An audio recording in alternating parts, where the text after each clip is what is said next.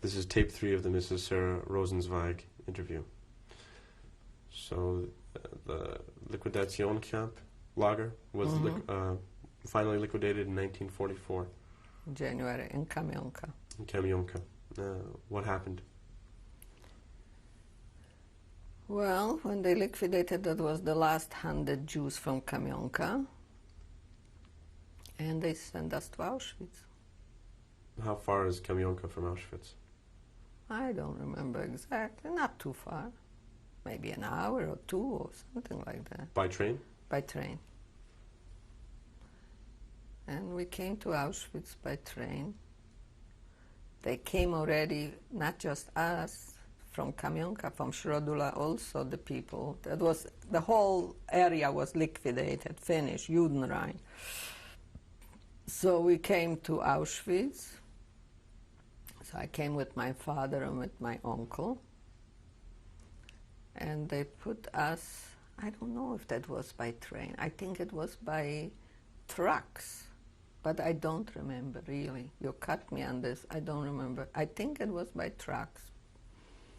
We came, and the only thing I did know that I wanted to know where they take my father and my uncle, because if they would take him right to the gas chamber, I would have gone with them, or vice versa. But they put me to the ladies because I was pretty good developed, not like for my age.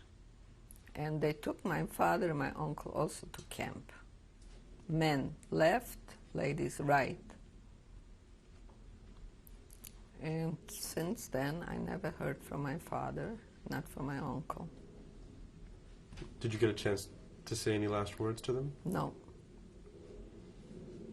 I didn't. The only thing my father said to a friend of mine, not a friend, my girlfriend's sister, which was much older as I am, take care of the child. Meaning she should take care on me. So we went to Auschwitz. They took us, my father with the men's camp and me with the ladies. How did I know that they didn't take him to the gas chamber? Because I could see that whoever went to the gas chamber was elderly people and children. So I came to Auschwitz, which was very tragic to see in my age, to strip me of my clothes, cut off my hair, shave up my head, and put my number on, which I have a number. Can we see the number? Just hold it there for a second. What is your number? Can you say it for us? 743338. But in German, I always knew that was my name, 74338. They never called you by name. Your name was the number. So they stripped you, they shaved you, and they tattooed you. And they tattooed us. And this was all done on the same day? Yeah. After you were tattooed, was that the last thing they did? Was the tattoo? I think so. Where did you go from there? From there, they gave us the camp clothes, the stripes, and we were hungry. They didn't give us to eat nothing the first time. They gave us tea, which smelled. I mean, it has a special smell that we couldn't even drink it, like medication. But we were dry, so we drank that tea. I don't even know till today what kind of tea it was. And we came to the barracks. Everybody was scared, very scared. You can imagine how that feels, that the men, the SS men, look at you, you're a child of 13, and a woman, and shaved, naked, tattooed, everything strange. Very scary, very, very scary. But we tried, one tried to help each other. And everybody had really pity at me because I was the youngest. There were, in my group, I was the youngest. There was nobody like in my age. But I had known from experience that I cannot say my age. So instead to say that I am born 1930, I said I'm born 1927. And I was developed to that extent that they could not detect, even naked. Then we went to the camp. We slept on, how do you say those? Bunks? Bunks. We slept on the bunks. And there was no food, no nothing. How many people per bunk? I don't remember how many people. Quite a few, but I don't remember how many people on bunks. And then they send us to work. What do you mean work? To bring stones from Birkenau to Auschwitz. That was before they put us to work. That was a quarantine. Before they put us to work, they gave us a quarantine. We were on a quarantine. And there we went to from Birkenau with a stone and bring back the stone to Auschwitz in the winter. Why did they quarantine you? They quarantined us. I don't know why. We were there for 2 weeks on the quarantine. So you didn't work? We didn't work, but we worked because we had to go with the stones back and forth. And we were not dressed properly. We didn't have hats in February. We didn't have mitts or gloves, and your hands were frozen. We didn't have enough food. And as we came to Auschwitz, from Birkenau to Auschwitz, bring that stone, man which was working there saw me. And even so I said I'm older, you could see on my face how young I was, because without hair, for sure. And he had pity at me. He gave me bread, and he gave me butter, and he gave me jam. And the first thing, he took off his gloves and gave me gloves. I shouldn't freeze my fingers. And then when I came back with the bread, I had to hide it, sure, that the SS shouldn't see, and he hid it when he gave it to me. I shared it on my bunk. So the people that were with me on the bunk, they said it's like Noah sent out the bird and she brings some food. So that was my first experience in Auschwitz for a week or two. Do you remember the names of the people whom you slept beside? One I remember, Sara Danziger, which was from my hometown, what my father told her to take care of me. Sara Danziger. Danziger. The rest I don't remember. Yadja Baum from Benjin also, now it just dawned on me. Yadja Baum? Baum. That's it. So after the 2 weeks of quarantine were over, what kind of work did you do then? After the 2 weeks of quarantine, when on the 2 weeks of quarantine, we had every second day, we had zählappells. That means that they took us out to count us and to select us. This goes to life and this goes to death almost. You know what I mean? That means that they send them to Auschwitz, to the crematorium. But you never knew who was signed up, because we were selected naked and they just marked down the numbers. Then they came to the barrack and called the number.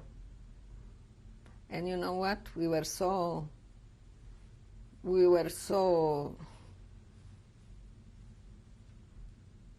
I don't know how to express myself. We knew that we all going already, you know? We knew that we all going to the crematorium. So if somebody went, we cried that, let's say my next door neighbor was called. But I knew that she's called now, maybe tomorrow I will be called, you know? That's the way it was. With the appel, how long did that process last? How long did it go for? I don't remember that. I just remember that there was a doctor there sitting with two others, and they said, here, left, right, left, right, left, right. Or they didn't say nothing. They just marked down the number and called you. And next day or 2 days later, they took you away. And I was between those that I was not called. And they put me to work. Actually, this was the last selections to the crematorium. When was Real that? selections when we came, 1944. In February of 1944. Yeah. How were you physically at this point? Physically, I was okay. It was just mentally that it was terrible to see when you walked, when you marched. You saw always the crematorium burning, and you saw people lining up to the crematorium. You could actually see the people? You could actually see the people. You could see people going, and they didn't believe Nebuch that they go to the crematorium, because everybody hoped that that's not the crematorium, you know. I never forget a couple, which I didn't know, but I just saw them in the lineup to the crematorium, that the wife helped the man to fix up, he should look better, and he helped her to fix up to be better, you know. And then you heard also the cry from the children, from the new transports that arrived, that they threw them in the holes, and they were crying, "Mommy, mommy." Jewish children. Could you smell the crematorium? I suppose. But you don't really remember? Yes. We could smell the bones. We really heard the cries. The main thing was the cries from the children. And that what really broke us down every time to hear.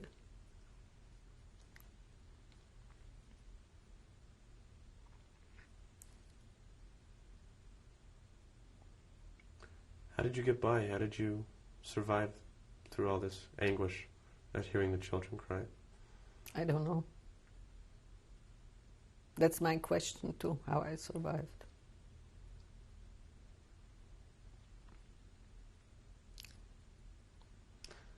So what else did you do at Auschwitz? Afterwards, they took us from Birkenau to Auschwitz, and we started to work in an ammunition factory. What did you do there? I worked by an automatic machine on a night shift for 8 months, and we walked from Birkenau to Auschwitz every day. How far was that? It was a good hour walk.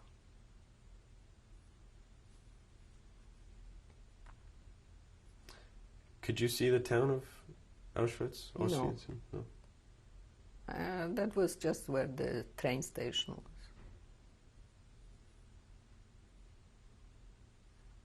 And in the factory where we worked, everybody had a little mercy on me because they called me halbe Portion, half portion, because I was so young. Even so, I registered older as I was. So sometimes the SS lady gave me a little bit more soup or other potato.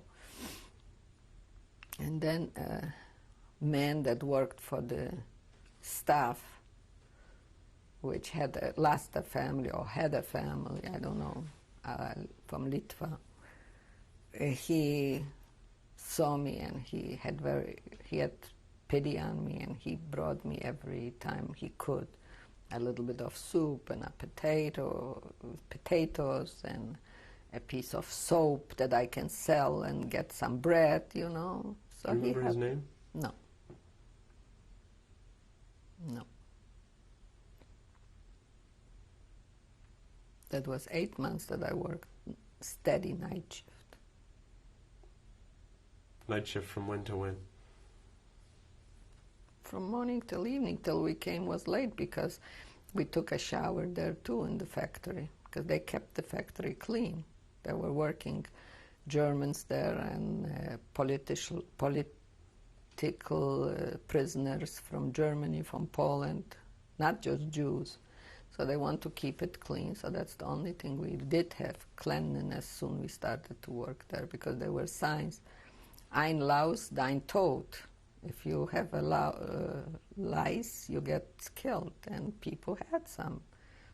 But thank God I didn't have, because I worked there and we had showers every day. So we got up early in the morning to walk tour. We came later back. We got also the food there.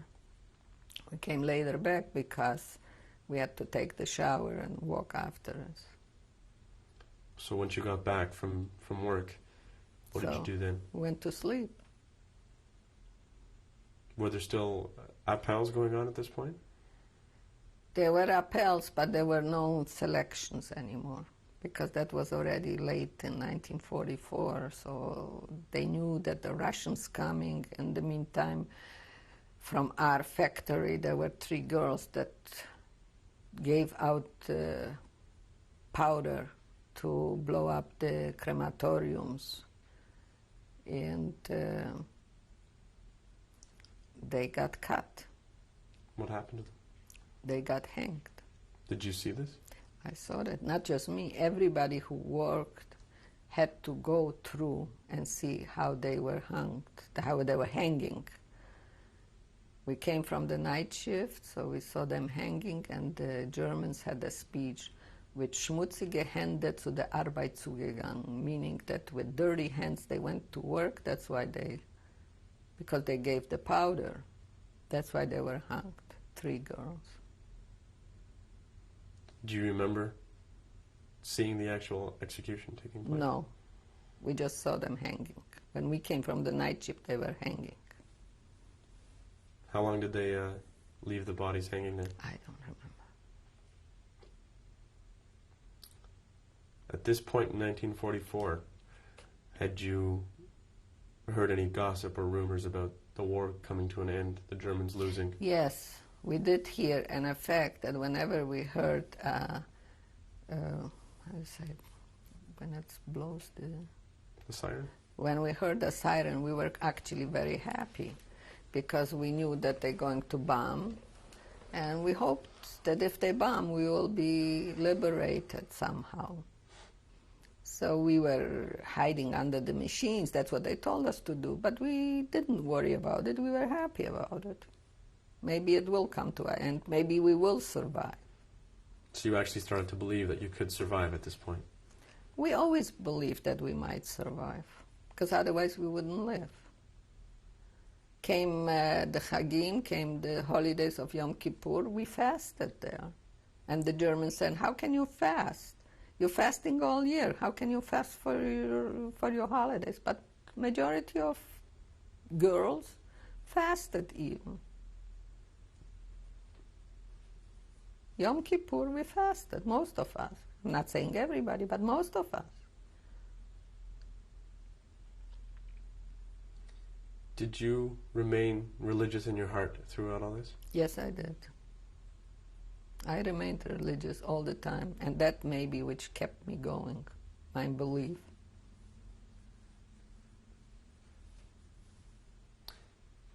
When you say the air raid sirens would go off, were there bombs that ever came close to hitting Auschwitz, or did you have any close calls? I think so, but I don't remember. I think there were close calls with bombs, but I don't remember. And we were in an ammunition factory, which was very vulnerable to get hit, but we didn't.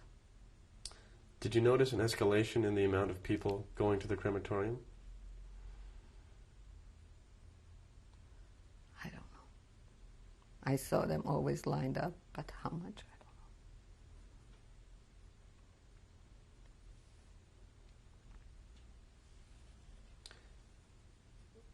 don't know. When could you hear the Russians coming? Well, in January 55, when they heard that the Russians supposed to come or whatever, 45. 45 Yeah. in January, they evacuated us. They sent us on the big march. Where to? Where to? They put us on cattle trains, And they evacuated us to Ravensbrück, to the camp, away from the Russians, they thought. And from there, we walked. Every day we walked and slept outside in the hills or in the,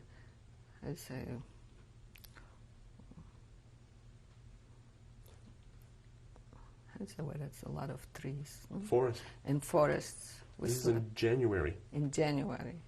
And it was very cold. We snuggled one to the other. We had a blanket for 2-3 people, so we snuggled to each other. And that was the time that we did not have no more the camp clothes, the striped clothes.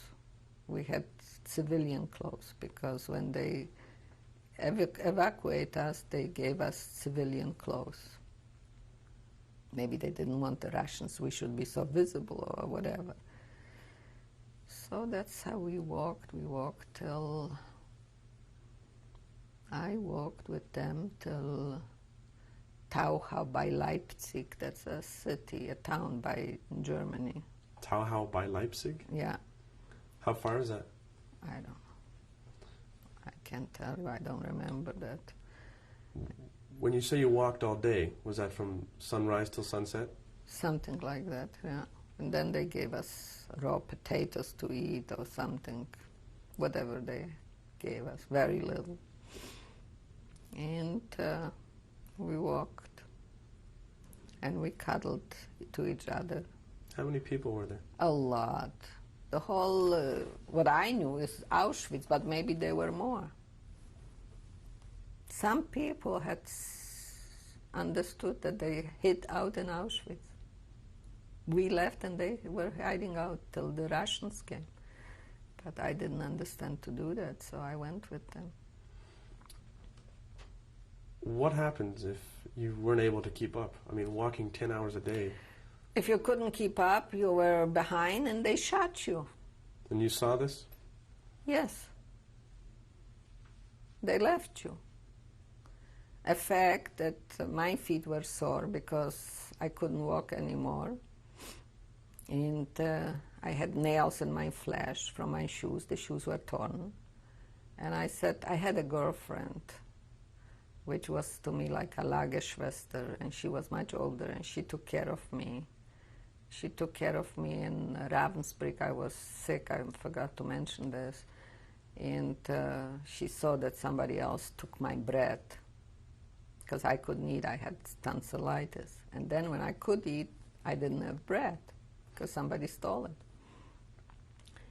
So she said, from now on, I take care of her. And she took care of me. And on the way when we walked, she ran away sometimes from the transport and begged for food and brought me some food. She got once cut and she was hit, but she always watched me. She brought me a calarab. It's a vegetable that you can eat raw. So she brought this. She was carrying a sack of potatoes. She should be able to steal that to bring me to eat. She was wonderful to me. Do you remember her name? Yes, Adela Rosenes, and now is her name Wertheimer. She lives in New York. She still calls me like I would be a child of 10. Saluchna, salushu, how are you, my darling? That's the way she calls me still today. And because of her, I maybe survived, because she was a big help to me. And when I couldn't walk, I said, I will be behind. She said, oh no, you won't be behind. We go in boat and we will run away. And she made me run away with her. So you ran away from the transport. From the transport. Where did you go? Well, we went to the first German town. I spoke very fluently German without an accent. She had an accent.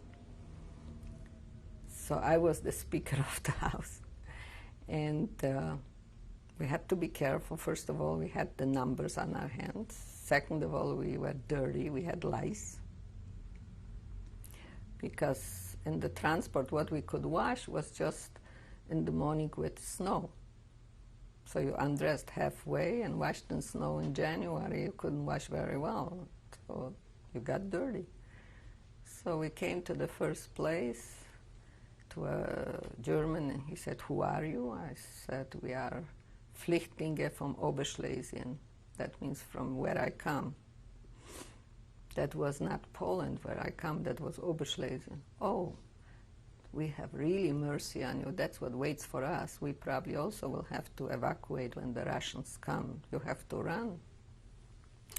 My girlfriend said, "But the first thing, the kid has no shoes." "Okay, we give you shoes." So they gave me shoes, which was fine. That was the first thing. And they let us sleep in a barn this night. Next day, we ran away because we were dirty. We didn't want to stay there. Went to another place.